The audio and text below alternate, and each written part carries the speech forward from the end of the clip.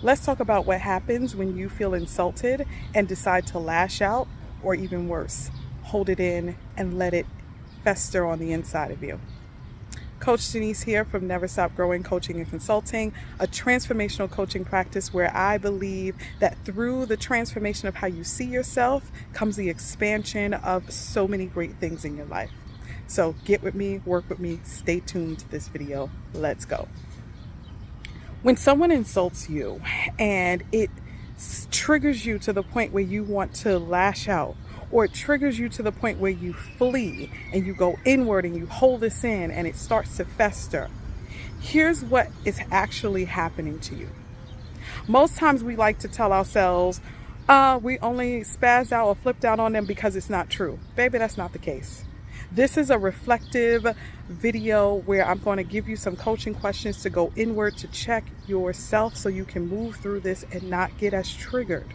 So follow along.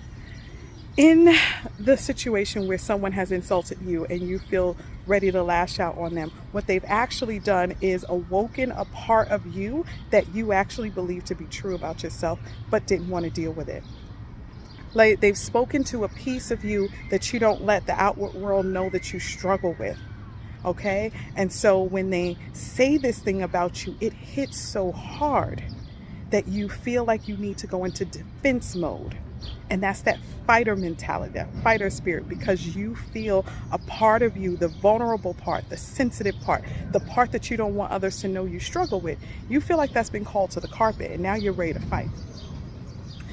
In the event that you decide to internalize it, this is a part where shame has now kicked in. You don't want people to realize that you actually struggle with feelings of insecurity in whatever area they've insulted you. And so you remain quiet, but their words are creating roots in you and it's destroying parts of you and making you feel all the more insecure because it's validating the negative thought that you have about yourself by telling you someone else sees it too.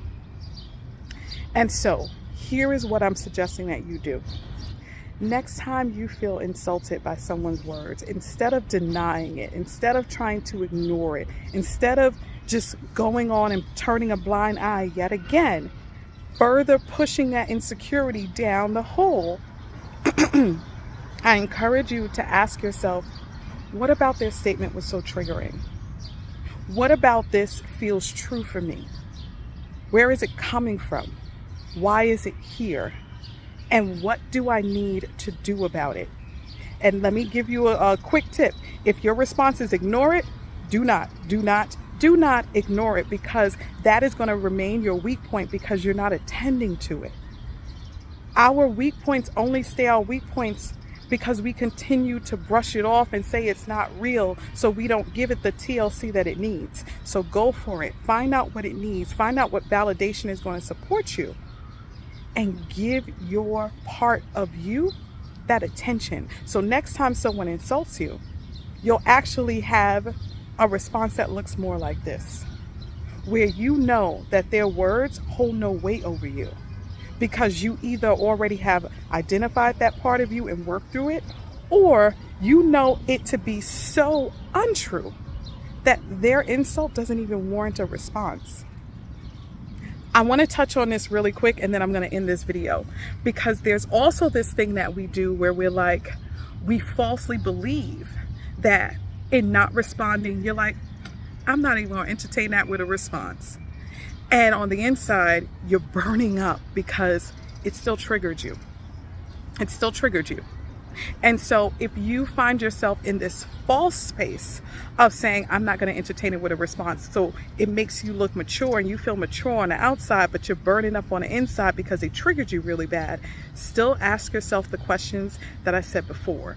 That will help you transition from a space of feeling like you need to hide your insecurity into a space of dealing with it so it no longer has this hold on you.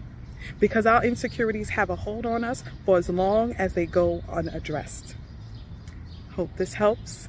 One other thing that I want to share is I'm going to share in this video my upcoming workshop on affirmations. These affirmations will help you to learn how to affirm parts of you that are true. A lot of us go around saying affirmations that we don't believe about ourselves yet. That is not an affirmation. I can't stress it enough. It is simply a hope that you have. A hope. Affirmations are affirming statements that you know to be true about you. And I will teach you how to write that. And in teaching you how to write the affirmations, this is also increasing your security within yourself. So the link is here. You see it. Follow the link tree in my bio to get your tickets. And overall, share this video out with whomever you think it may help. In the meantime, people, never stop growing.